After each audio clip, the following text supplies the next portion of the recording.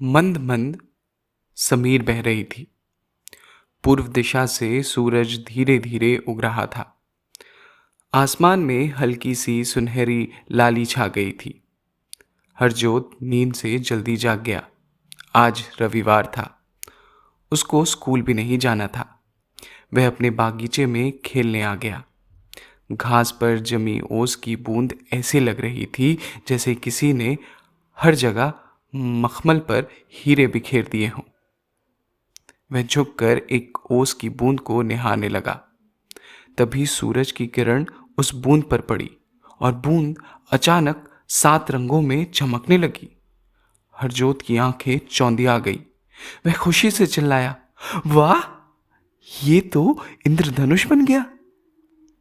कुछ देर बाद हर ओस कण पर जब सूरज की किरण गिरती तो उसमें बैंगनी, जामुनी, नीला, हरा, पीला, नारंगी, लाल सब रंग झिलमिलाने लगते। हरजोत को ये जादू सा लगा। वह बोला, ये कैसे हुआ? क्या ओस के अंदर रंग छिपे रहते हैं? उसके इतना कहते ही उन ओस की बूंदों में से एक नन्ही सी परी प्रकट हुई। उसके कपड़े पारदर्शी थे, बाल चांदी जैसे चमक रहे थे और पंख इंद्रधनुष के रंग के थे। वह मुस्कुराई और बोली, मैं शबनम परी हूं। तुमने मुझे प्यार से देखा और तुम्हारे मन में मेरे लिए उत्सुकता जागी, इसलिए अब मैं तुम्हारे सारे सवालों के जवाब दूंगी। हरजोत हंस पड़ा। सचमुच तुम ओस से निकली हो? परी बोली, हाँ हाँ, हर बूंद में थोड़ा सा प्रकाश, थोड़ा सा पानी और थोड़ा सा जादू छिपा होता है। जब सूरज की किरण उस पे पड़ती है तो प्रकाश 7 रंगों में बिखर जाता है। इसलिए मैं इंद्रधनुष जैसी लगती हूँ। ये प्रकृति का खेल है और मैं हूँ उसका रूप। हरजोत के होठों पर मुस्कान खेल रही थी। उसने पूछा, ओ प्यारी परी, भला ओस और घास में क्या रिश्ता है? परी मुस्कुराई, तुम्हारा प्रश्न तो बहुत ही प्यारा है। घास धरती की सबसे विनम्र संतान है। दिन भर सूरज की गर्मी झेलती है और रात में जब हवा ठंडी होती है तो आकाश की नमी उसके ऊपर आकर ठहर जाती है। वह नमी ही ओस बन जाती है।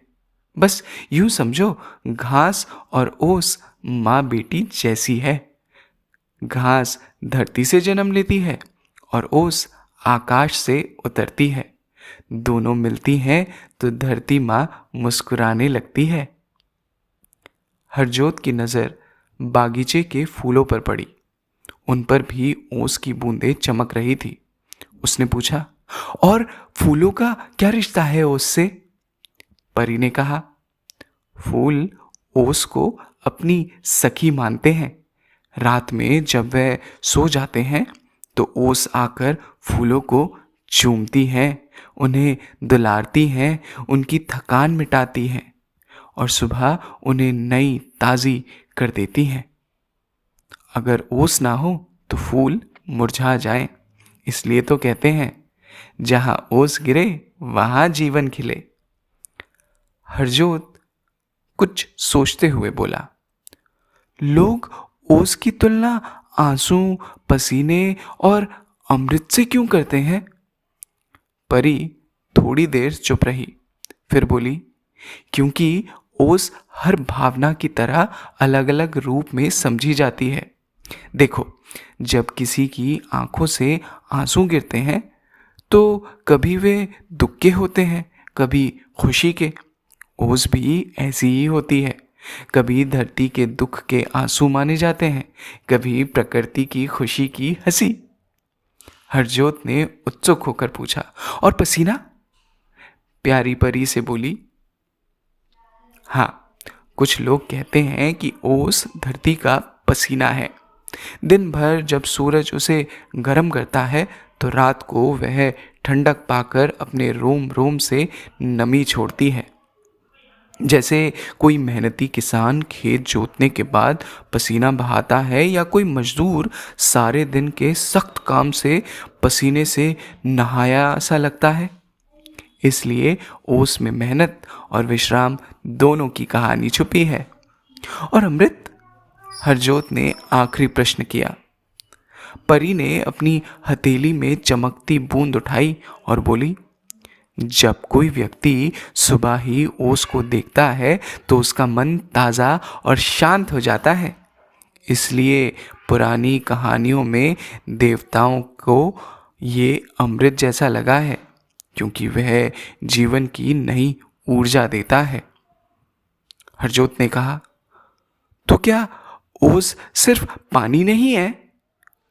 प्यारी परी मुस्कुराई। नहीं हरजोत, ओस केवल पानी नहीं है।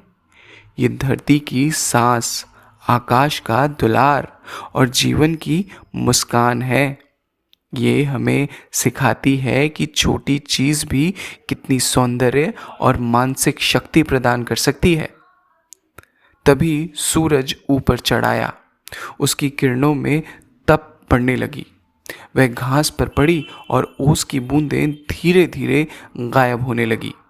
हरजोत बोला, परी, तुम जा रही हो? फिर कब आओगी? परी बोली, मैं हर सुबह आती हूँ और सूरज के साथ लौट जाती हूँ। जब भी तुम ओस को देखो, समझना कि मैं पास ही हूँ, 7 रंगों की मुस्कान बनकर। इतना कहकर परी इंद्रधनुष में बदल गई और आकाश में विलीन हो गई। हरजोत देर तक घास पर बैठा रहा।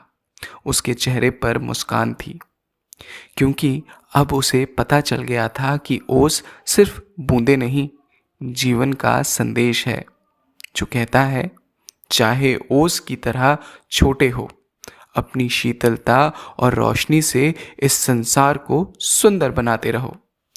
वह मन ही मन मुस्कुराया और माँ को ये सब कुछ बताने के लिए घर की ओर दौड़ गया।